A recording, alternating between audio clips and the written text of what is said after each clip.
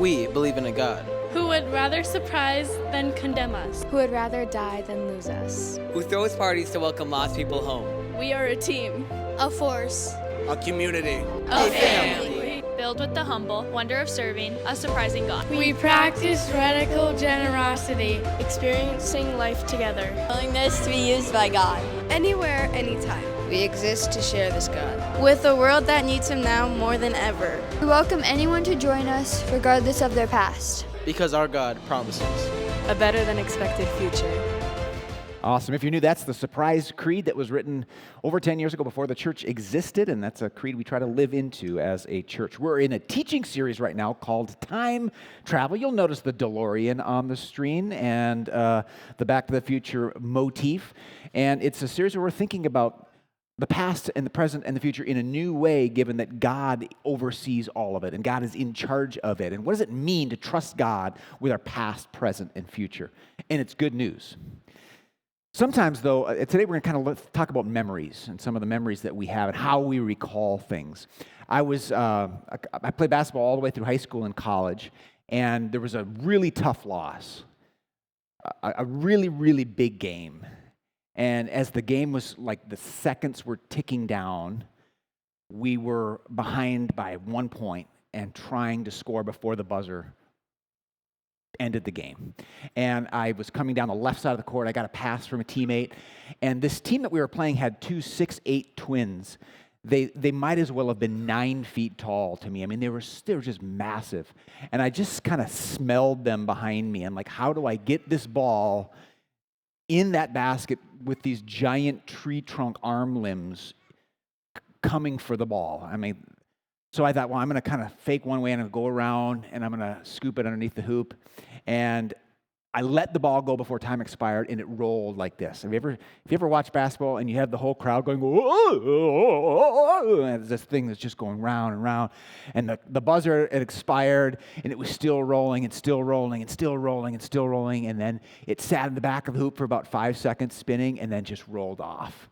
Game over, we lost. And it was just devastating.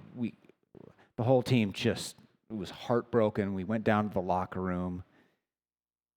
Quiet bus ride home. If you've ever been on a losing bus ride of a big game, it's just the worst, you know. And the next day, we opened up the newspaper, and it was, you know, in small towns, what's the news other than what happened in the sporting field, right? So the newspaper article quoted our coach, and the whole article was him saying how he couldn't believe that Matt Anderson missed that easy layup. Now, he remembered that game very differently than I did. He remembered it because as a coach, he was insecure. And he wanted everybody to know, I prepared my team well. They were well coached. I was not out-coached. We did everything right. We should have won that game. And the game he remembers was a kid going in for a layup and just kind of blowing it. I remember being chased by dragons that were trying to eat me, and I had no option but to do a trick shot to try to make it. We just remembered it completely differently. And we had a vested interest in our memory being a memory that was sort of going to make each of us look a little bit better. How can two people, and if you're a married couple, you know exactly what I'm talking about. How can two people remember something so differently?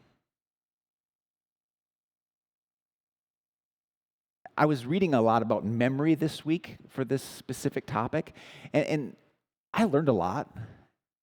Here's something about memory. Like, you and I do not have a computer drive in our brains. We do not have the ability to download an exact copy of reality into our brains. Make a copy and then put it in someone else's brain. If you have a flash drive, I can give John what you wrote. I can give you a flash drive. You can put something right on that flash drive, and I can put it on Jill's computer, and she can upload the exact same thing. But our memories do not work that way. Our memories are not factual. What our memories are is a collection of emotions, feelings, and images that all create meaning around our experiences. Our mind is constantly trying to fill in the gaps of what we experience because we never experience 100% of anything. Like, I can't see the back of your heads right now. You might have horns. I don't know. But you see things that I can't see just physically in this room. And think about all the relational dynamics of an argument, for example. You are going to remember an argument with someone totally differently because there's so much emotion and you're coming from two different perspectives, and your memory of that is not going to be a download of a simple conversation, but a charged story trying to make meaning of what actually happened. That is what our memories are. Our memories are meaning-making efforts of our brain to record things in a certain way to make sense of our experience.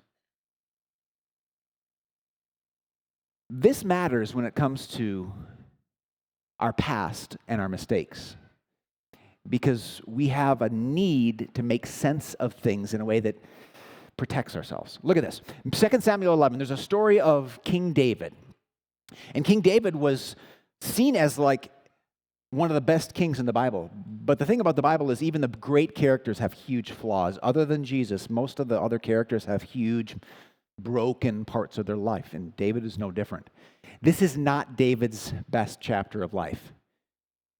Notice how 2 Samuel chapter 11 starts. It kind of indicts him from the beginning. It says, in the spring, at the time when the kings go off to war, David sent Joab out with the king's men and the whole Israelite army. So already we know that King David had chosen not to accompany his men in battle. For whatever reason, he delegated his responsibility to one of his generals, the commander of his army, Joab, and he was just going to stay home and just watch Netflix and just relax and maybe do some other extracurriculars.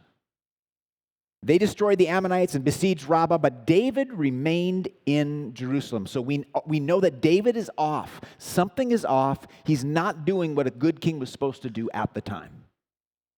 We got that from one verse. And now that sets him up for a pattern that evolves into a crisis. Look at this. One evening, David got up from his bed and walked around the roof of the palace. From the roof, he saw a woman bathing. The woman was very beautiful, and David sent someone to find out about her. The man said, she is Bathsheba, the daughter of Eliam and the wife of Uriah the Hittite. David sent messengers to get her. Pretty quick reaction. She came to him, and he slept with her. Now she was purifying herself from her monthly uncleanness. Then she went back home. The woman conceived and sent word to David, saying, I am pregnant. Uh-oh. He wasn't even supposed to be there. And her husband was one of the soldiers that he had sent off to war, but he wasn't supposed to be there. He was not where he was supposed to be, and one decision leads to another, and now he's got this situation to deal with. David has to make some version of a story up to justify what he's doing, though. He has to figure out a version of reality where this makes sense. Have you ever done that? Have you ever found yourself trying to explain something that you've said or done that hurts somebody, but making it okay? Or sometimes we're extra hard on ourselves. We are the villain in every one of our stories, and we're never good enough. But in this case, David, to go on with what he's about to do, has to make up a version of the story and has to record a memory that is so self-justifying that he allows himself to go on. Brene Brown, one of my favorite authors, writes this: when hurt or disappointed, our minds go to work trying to make sense of what's happening. All of us do this. The story is driven by emotion and the immediate need to self-protect, which means that it's most likely not accurate, well thought out, or even civil. This is usually what leads to that first bad reaction you have when someone ticks you off. They are an evil human being trying to make your life miserable, and so now you're going to let them have it, right? That child is deliberately trying to become a terrorist in your own household, and you have to stop them. And your voice will be as loud as it needs to be. Our minds go to work trying to make sense of things, and usually that immediate reaction isn't a very good one. Or Brene Brown calls it a conspiracy theory. We tend to come up with a lot of conspiracy theories in everyday life when there's conflict or failure or pain. And the only way to explain my failures or my issues is to invent some kind of fall guy. Maybe it's a political group, maybe it's a public official, maybe it's someone I'm very, very close to, but usually our first reaction is to self-protect by finding someone to blame. Somehow David in his head says, somehow Bathsheba's husband is the problem here. He is the problem. He's got to deal with Bathsheba's husband. So he's telling himself a version of the story in which Uriah the Hittite, Bathsheba's husband, has to be somehow the problem. So the first thing he does is try to trick him.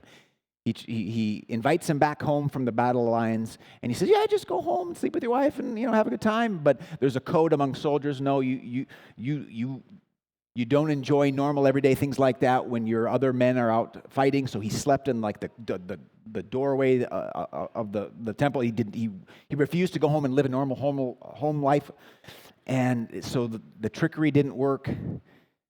So then David hatches another plan, because Uriah is the problem. The only problem here is Uriah is eventually going to find out, and then there'll be a crisis. So Uriah has to be eliminated. In the morning, David wrote a letter to Joab, the commander of his army, and sent it with Uriah. So Uriah is literally carrying his own death warrant.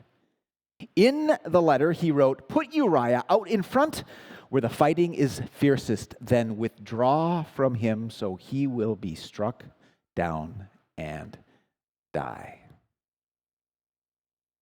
David needed to justify himself. He created a version of the story in which all that we need to do is eliminate Uriah and everything will be fine. That was his conspiracy theory. Brene Brown describes those conspiracy theories as if something goes wrong, feels bad, or makes me feel too exposed or vulnerable, I want to know whose fault it is. Ever done that? I can make up one of those meaning-making stories in a heartbeat. I remember when I was in college, I was working in campus ministry, and we had this event we were planning, and it suddenly got canceled. And I had the room reservation, I had everything figured out, I had all the plans made, and it just suddenly got canceled. And I was sure that it was because the administration wasn't Christian at our college. I thought they were trying to undermine Christian events. And so I walked into that office with a chip on my shoulder. I knew what was going on. You ever done that? I was bold.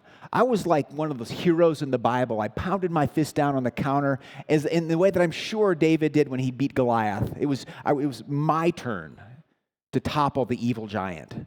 And this poor administrative assistant just tried to explain, well, it's a holiday weekend. We don't have staff. It was accidentally scheduled. We can't do the event because we don't have the facility open, and I can't just arbitrarily override that. But I was sure what was really going on was that they were trying to cancel the Christian event. And then was pretty embarrassed when her supervisor came out and explained that my version of the story, my conspiracy theory, was just that. It had no connection to reality. I invented it. I got 5% of the story, and I invented the other 95%. My mind wanted to fill in all the gaps because we don't like uncertainty. We like clarity. We get a dopamine rush when our brains figure something out, and I figured it out. So there's a kind of a pleasure sensation reward when we do that, but the problem is most of the time our first emotive reactions are wrong. And we need God's perspective over top of ours, and oftentimes the perspective of others too.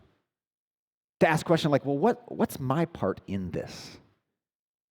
Why did I feel and react that way? What led me to that? Like, why am I triggered by this? And what am I maybe avoiding that I don't want to deal with? See, David would have gladly gone on with his own version of the story where he committed adultery, he fathered a child out of wedlock, and then he committed murder to cover it all up. He slacked off on his role as the king and the leader of the army, like all this. He had come up with a version that's cool, that it works in his own narrow way of thinking.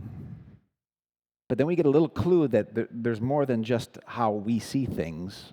There's more than just, even a mighty king can't just get away with things before God. Chapter 11 ends this way. But the thing David had done displeased the Lord. So at this time in Israel's history, there was like a king, and then there was usually a prophet that God would use to sometimes straighten the king out, sometimes rebuke the king, sometimes tell the king whether they should go to war or not. But in this case, to give David the perspective that he refused to acknowledge, to pull him out of his narrow little self-justifying story.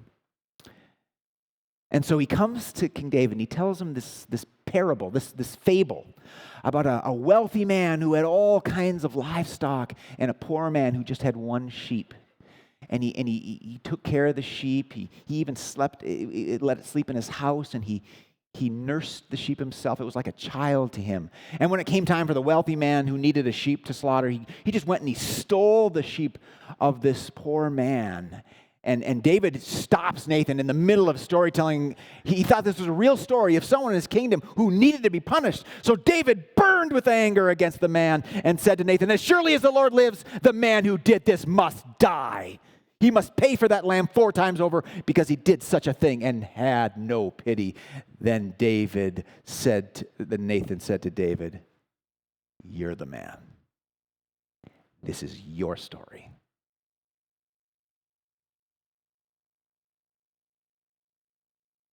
And David just suddenly was reoriented into a bigger picture of reality than the one that he was clinging to justify himself. God's perspective. I was out of town this week, but I was so sad to hear about another tragedy in Minneapolis. I mean, are you with me? I mean, enough, right? I mean, one after another. It's my home state. I love the state. But one thing after another seems to come out of the Twin Cities that's just tragic and so divisive.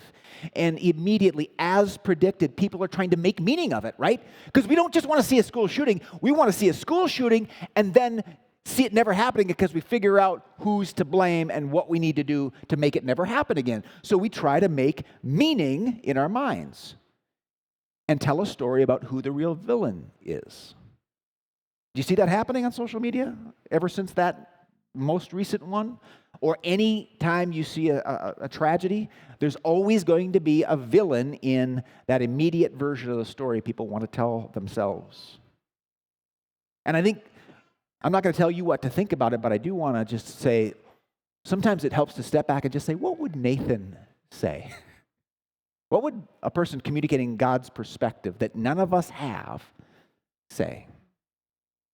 Or maybe a couple other related questions. What if we don't actually need a fall guy? Right? What if most problems don't get solved if we just point to one person and say, that person did it? And what if the way we remember things is actually malleable, that the way that we recall situations, the way that we perceive them can actually be shifted based upon getting a little bit more wisdom, knowledge, and perspective? And when it comes to our failures, the things that we might be tempted to create a victim-focused, villain-driven narrative to justify and protect ourselves, what if our failures are actually redeemable by God so that we don't have to play that game? Wouldn't you like to be a person, and I sure would, that when someone has an issue with me or I have an issue with someone, that we can trust each other to not turn the person into the villain, to not need to find a bad guy to feel better about yourself, to not need the person that I might be having an issue with to have evil intent. So David had some thinking to do. Nathan, speaking for God, rocked David's world. And there were consequences that played out big time for what happened, but David also eventually found forgiveness. He stopped trying to cover up what happened, and he experienced God's grace even in the midst of what he had done. Psalm 51 is a psalm that if you find yourself struggling with David level guilt for something you've done or something long ago you just can't take back, Psalm 51 is who you need to call. David wrote Psalm 51 as part of his journey of being forgiven and experiencing God's restoration after murdering Bathsheba's husband. You might recognize the words, "Create in me a pure heart, O God, and renew a steadfast spirit within me. Don't cast me from your presence or take your Holy Spirit from me. Restore to me the joy of your salvation." I want to feel joy again. "And grant me a willing spirit to sustain me. Then I will teach transgressors your ways so that sinners like me will turn back to you. Deliver me from the guilt of bloodshed, O God." Every week when we are going through the different aspects of God and time, taking a different perspective on it, I'm going to be lifting up something that we're learning from science that even underscores what we're talking about. And this week I want to lift up something you maybe hear a lot about in medical fields and in scientific study of the mind, and that's called neuroplasticity. It's a fun word to say if you say it really fast. Neuroplasticity, basically, it talks about how malleable our brains are and how malleable our memories are. You might recall something that makes you furious, but it doesn't have to be that way. Our minds are plastic. Our memories are malleable. And so, neuroscience has shown us that the brain actually re-encodes memories when they are recalled. That's why the story that you might tell about something kind of changes over time sometimes, and it gets better, or it gets richer, or it gets deeper, or you start to have a different appreciation of it. That's why people who might have gone through a horrible experience, telling their story about it right away, it's raw, and it's painful, and it's hurtful, but as years go by and they weave that story into a happy ending where God does all kinds of things through it, they actually recall the story differently. Meaning changes even when the facts about what happened don't. God did not go into David's memory bank and delete his memory about what David did. That is not what forgiveness is. That is not what healing is. God does not delete our past. He redeems it. So that David started to recall the same thing, but instead of just horrendous pain of guilt taking over his whole body, he started to feel gratitude for God's willingness to even somehow forgive that. So the past is not as fixed as we feel like it is. There's absolutely nothing in your past that God can't redeem and pivot into something that you remember differently than you do now. And when you experience His grace in your story, you will experience His grace in your memories. The title that I'm giving to God today is Past Pivoter. He's not going to delete those things. Those things need to be there. Sometimes people have asked, well, why wouldn't God just skip the whole painful life thing and just create us in heaven as we will be someday and skip all the sin and death and war and violence and famine and all this? God does not want to delete our human experience. We won't be the same someday in eternity if we don't have a past to reflect on and thank Him for forever.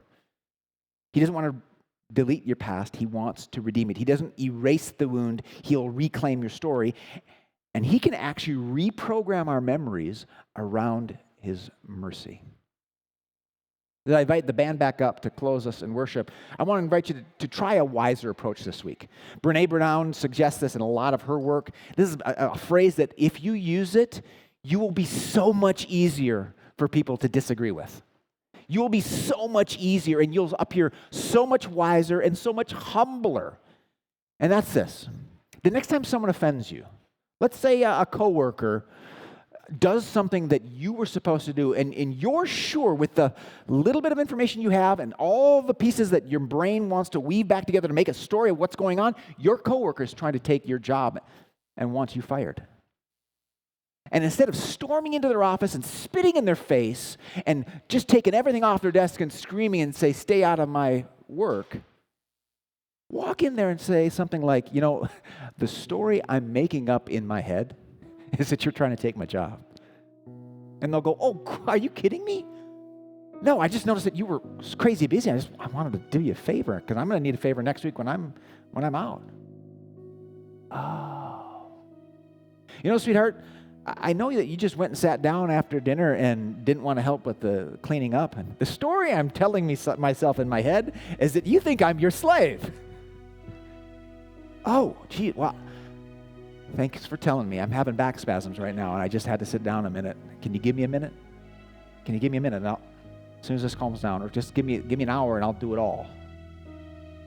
When you give yourself the space to not have to be sure about what's going on, when you allow yourself the vulnerability of being uncertain about what's happening, you get to step back and get a bigger perspective. And the more perspective you get closer to God's perspective. Nathan's voice enters into the conversation. That's what community groups are good for. You get more perspective. Here's what I heard in the message this week. Here's what I heard. I struggled with that before, and here's what I did. You might want to just pump the brakes before you respond to that difficult situation. Here's some things to think about. Game changer. We want to have growing faith. What does growing faith look like? It looks like seeing Jesus as the only fall guy you'll ever need. God sent his son to be the fall guy. You and I can stop looking for one. You don't have to have a fall guy for every problem in your life, for every failure, for every insecurity. You don't have to point to say, if they were just a little bit more helpful, if they were just a little bit more intelligent, if they were just less evil, I wouldn't have this problem. Instead, just point to the cross and say, he died for all of it. I don't have to be perfect. I don't have to know it all. I don't have to justify myself. He already justified me on the cross. And we can then confess our self-justifying stories. Just keep an eye open this week. When you're in a touchy circumstance, just watch your mind start to it's amazing how good we are at self-justifying. We crave self-justifying stories that find a fault in someone else for what I'm going on. Or we absolutely just turn against ourselves and drive ourselves into despair. Either way. That's what the cross is for. The cross of Jesus is meant to be what we point to when things aren't going right and say, at least God did that for people who don't have it all figured out. I don't have to try to justify myself. He already did it. And then we get to trust him to weave our past into his good story. Everything that has happened to you. Do you think God was surprised by any of it? Do you think it's like, geez, I had a great plan until that thing happened? No. Don't you think that in 5 years, 10 years, you can look back and say, oh my goodness, I can't believe that God took that and brought about this. I didn't think it was possible. I don't know why he let that happen, but I see clearly that this is a good story with a good ending. That he had a plan and he worked his plan, and I don't remember that thing the same way anymore. It's actually, I'm thankful that it happened. And that's, when you get to that point, when you can look at something that you did that you at one point feel horrible about, a failure you feel embarrassed about, an injury that you feel angry about, a memory you feel just really, really depressed about, when you get to the point where you actually thank God that it happened, now you know you're healed. When you thank God, you would not be the same person. Your faith would not be the same. Your life would not be the same. Your joy would not be the same. Your patience with others would not be the same, because God used that. He took your past and he pivoted it into a story that you could have never written on your own. And if you would have just stuck with the little version of the story you had right away, that self-justifying version, you'd have missed out on all of it. Let's stand and pray and ask him to give us his perspective this week. Father, forgive us for all of the self-justifying stories we tell ourselves, whether they come out of our mouths in arguments or whether they just smugly stand above others in the back of our minds. Forgive us for needing to be right and for neglecting the gift that you gave on the cross to make us righteous apart from our behavior. Give us certainty and a firmness in our faith in Christ and the gift of your death on the cross, so that when those moments of tension, disappointment, and pain come, we simply say, the version of the story I'm telling myself is this, but I don't know what's going on here. That was to be open to your perspective, open to the perspective of others, and confident that somehow, and not because we scramble to prop ourselves up and find a fallback guy, but somehow you are going to weave everything into a good story with a happy ending, because a man 2,000 years ago hung on a cross, bled, and died to guarantee a good future. And all God's people said, amen.